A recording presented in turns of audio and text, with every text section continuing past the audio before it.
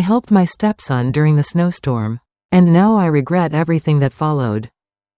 The snow fell harder that night. The power went out. We lit candles, read poetry, laughed. Then his hand brushed mine, and everything changed. I thought I was strong enough. I wasn't, and now, I can't forget. I never thought I'd be the kind of woman who'd hesitate before telling her own story. But here I am, sitting in silence, staring at the screen, trying to find the right words to explain how one snowstorm unraveled everything I thought I had under control. I'm 44, married, at least on paper. My husband travels a lot for work, he's always somewhere else. Always too busy to call. Too distracted to notice the distance growing between us. I used to count the days until he came home. Now, I count the hours until he leaves again. That's the kind of marriage we have, quiet, functional, and empty. Then there's Tyler, my stepson, 20 years old. He moved in with us a year ago when his college switched to hybrid classes. He's polite, respectful, quiet, the kind of young man who keeps to himself but somehow always makes you feel like he's watching. Not in a bad way. In a careful way, like he sees things other people don't. We've never been close. Not really. I didn't try to be his mother, he didn't need one. I stayed in my lane. Offered dinner, asked about classes, kept it simple, but little things started to change. The way he lingered in the kitchen a bit longer. The way his eyes softened when we talked about books or art. The way he'd ask questions that felt deeper than casual conversation. Still, I told myself it was nothing. Just a quiet house. Just a thoughtful kid. Just another lonely winter evening. And then the snow came. Heavy, relentless, isolating. The kind of storm that silences everything else. The kind that forces you to sit still, with no distractions. No noise, no one but yourself, and the one person you should never have been alone with. The house was too big for two people who barely spoke. It had all the makings of comfort, soft rugs, framed photos, fresh-cut flowers I arranged weekly, mostly for myself, but everything felt performative, like I was playing a role. Wife, hostess, shadow. My husband and I used to talk. At least, I think we did. Now, our conversations are transactional. Did you pay the electric bill? Can you pick up dry cleaning? I'll be home late. Always late. He'd leave early Monday and sometimes not return until Friday night. Even when he was home, he wasn't really here. His laptop was his real companion. I'd cook dinner and he'd eat it while scrolling through spreadsheets. Never looking up, never noticing I'd stopped setting the table for two. Nights were the hardest. I'd lie in bed, curled to one side, listening to the hum of the heating vent and the silence between us. There was no warmth in the bed, no weight beside me, just cold air and memories that didn't feel like mine anymore. I used to reach for him, not sexually, just to feel something. A hand on his back, a brush of fingers, and every time, he'd flinch, like affection had become foreign. Like I was a stranger trespassing on a body that once welcomed me. Eventually, I stopped trying. I poured myself into routines. Morning tea, folded laundry, rearranged bookshelves, anything to distract from the fact that I was slowly disappearing inside my own life. Tyler was the only other presence in that house. Quiet, respectful, drifting in and out of rooms like a breeze. Sometimes I'd hear his footsteps when I was washing dishes. And it would jolt me. Just the reminder that I wasn't completely alone felt strange.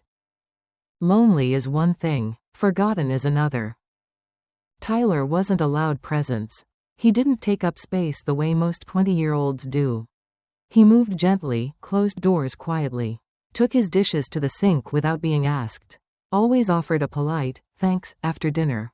It wasn't much, but it stood out in a house where acknowledgement had become rare.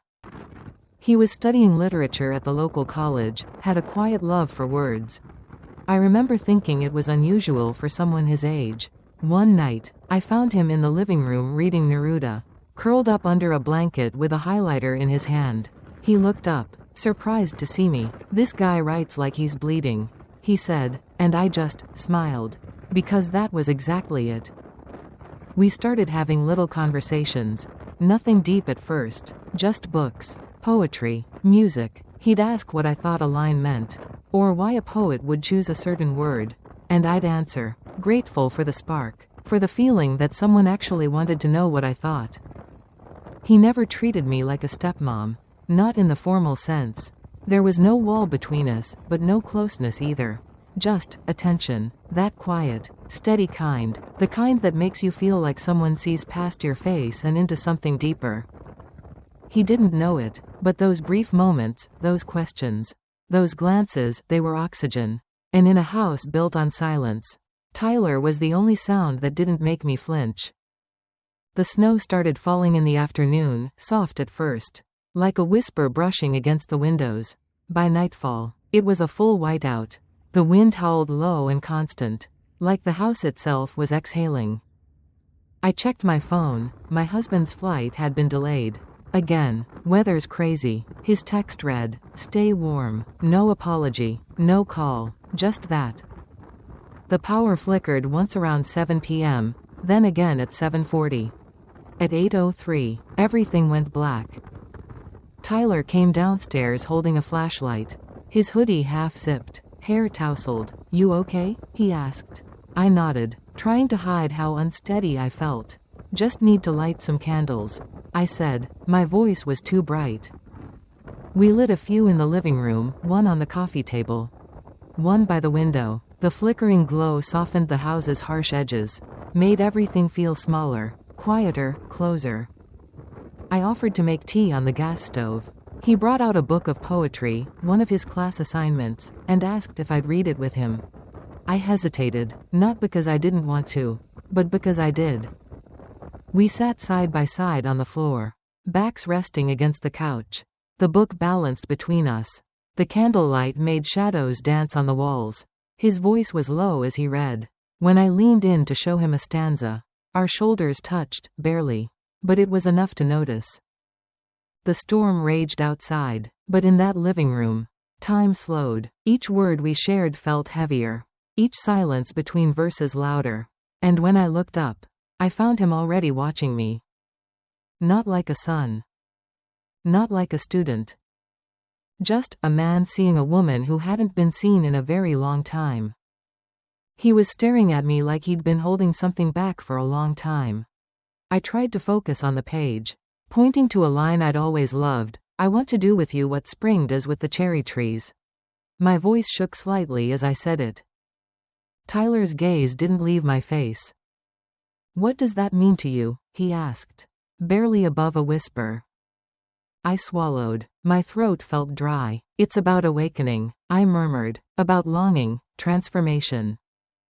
Our hands brushed as we adjusted the book. Neither of us moved. I should have stood up. I should have made a joke, turned on the flashlight, walked away, anything to break the tension wrapping around us like the storm outside. But I didn't. Instead, I sat still, heart pounding, breath shallow, the only sound between us the soft crackle of the candle. Then his fingers found mine, tentative, trembling, and rested there. No pressure, just presence. I looked down, then back at him. His face was so close. His eyes asked a question he didn't say out loud. And I didn't say no. When he leaned in, it was slow, careful, like he was giving me time to stop him. But I didn't want to. When his lips brushed mine, I exhaled. Everything I'd buried, loneliness, hunger, guilt, rushed to the surface.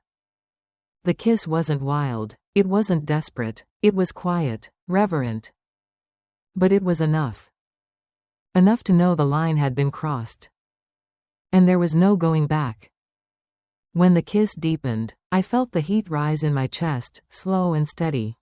Like a fever I hadn't realized I was carrying. Tyler's hand slid along my jaw, fingers gentle, almost unsure. His thumb brushed my cheek as if to ask, "Is this real?" And maybe that's why I let it happen, because it felt like a question, not a demand. My own hands moved without thought, resting on his shoulders, then trailing down his arms. His body was warm beneath the fabric, and when I leaned in, I could feel the tension in him, not just lust, but restraint, fear, wanting. His lips moved to my neck, tentative at first, like he was memorizing each inch. My breath caught, and I tilted my head back before I even realized I had. There was no sound except the storm outside, the flicker of the candle, and the quiet rhythm of two people who hadn't been touched in too long. It should have felt wrong. But it didn't. It felt inevitable. Not rushed, not reckless, just two quiet bodies meeting in the stillness. He pulled me closer, and I let him. My knees straddled his hips, my hands in his hair. His touch was patient, reverent, nothing like the rushed, careless affection I remembered from my marriage. This wasn't about control or power. It was about recognition. The way his fingers traced the curve of my back, the way his lips lingered at the hollow of my throat, it made me feel alive in a way I hadn't in years.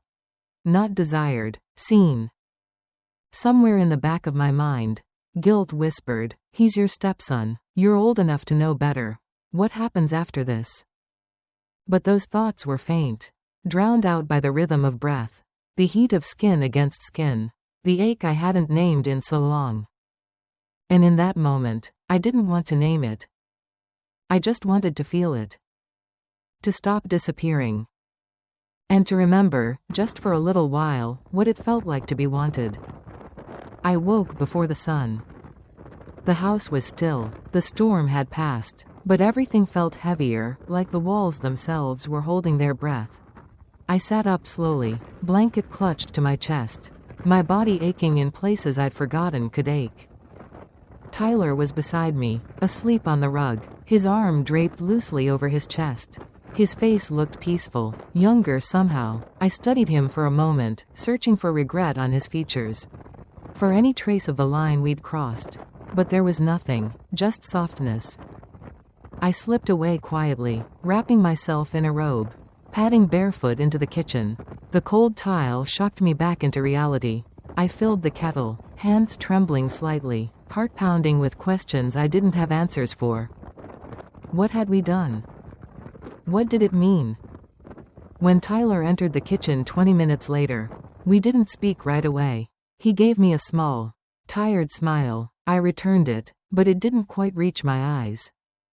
"Sleep okay?" he asked gently. I nodded. "You?" He nodded too. Silence stretched between us like a tightrope. I busied myself with mugs, sugar, anything to avoid looking directly at him. He leaned against the counter, arms folded, watching me, but softer than last night, like he was waiting to see what I'd do next. The tension wasn't loud, it was quiet, careful. There was no talk of what happened, no mention of lips or hands or heat. Just two people pretending to be two people again, separate, safe. But I felt the shift. The way his gaze lingered on my shoulder, the way he hesitated before reaching for his cup, the way my pulse still stumbled when our fingers brushed. We didn't touch again that morning. We didn't need to. The air between us carried everything we didn't say. And that silence was somehow louder than the storm ever was. That day passed in fragments. I cleaned the kitchen twice, reorganized the pantry, folded towels that didn't need folding. I told myself it was just one night, a moment, a mistake born from loneliness and candlelight. But it didn't feel like a mistake. It felt like something waiting to happen, like a truth we'd been circling for weeks without daring to name. And that terrified me. Because now that I knew how it felt to be touched, seen, again, I couldn't unknow it. I couldn't forget the warmth of his hands, the way he whispered my name like it mattered. I couldn't go back to the silence, to the bed that never moved, to the man who barely noticed I was breathing. But I also couldn't picture a world where Tyler and I existed beyond that night. What would people say? What would it do to him? To me? He's my stepson. And yet, the word mother never fit. Not with him, not really. I sat by the window that night, watching the snow melt in slow streaks down the glass, my tea gone cold in my hands. Tyler didn't come downstairs. Maybe he was avoiding me, or maybe he was waiting for me to decide what came next. Part of me wanted to run. Part of me wanted to knock on his door. But all of me was drowning in the weight of wanting something I knew I was never supposed to touch. And yet, I already had. 3 days later, my husband came home. He barely glanced at me when he walked in. Suitcase rolling behind him, phone pressed to his ear. Flight was a nightmare, he muttered, brushing a kiss against my cheek that never reached my skin. Tyler stayed in his room. Barely a word, barely a look. And I told myself it was over, that it had ended the moment the snow stopped. But that night, as I was cleaning the living room, I noticed something strange. One of the decorative books on the shelf was slightly tilted. Out of place. I reached behind it, curious, and found a small black lens blinking red. A camera. I froze. It wasn't Tyler's. It was tucked too neatly, hidden too intentionally. I stared at it for a long time, heart pounding, bile rising in my throat. Had he seen? Did he know? And if he did, why hadn't he said anything? The silence I thought had protected me suddenly felt like a trap. And the man I'd shared a life with? Maybe he hadn't been as absent as I'd believed. Maybe watching me from a distance was always his plan. I don't know what's worse, what I did that night, or what I didn't do after. I never spoke to Tyler about it. Not really. We've avoided each other in ways that are both polite and painful. Like we've agreed to pretend it never happened, even as it echoes in every glance, every pause in conversation. My husband hasn't said a word, not about the storm, not about the camera, not about me. But something's shifted. He watches me differently now, smiles more, but only with his mouth, compliments my cooking, though I've made the same meals for years. It feels rehearsed, measured, like he's waiting for something. Maybe he already knows. Maybe he's keeping it as ammunition. Maybe silence is the sharpest weapon of all. And me? I've been left with a secret I never meant to carry. One I didn't plan, didn't chase, but didn't stop either. I tell myself I was just lonely, just cold, just human. But does that excuse it? Or does it just explain it? I didn't expect to fall into something like this. I didn't expect a kiss to unravel everything I thought I knew about myself. But here I am.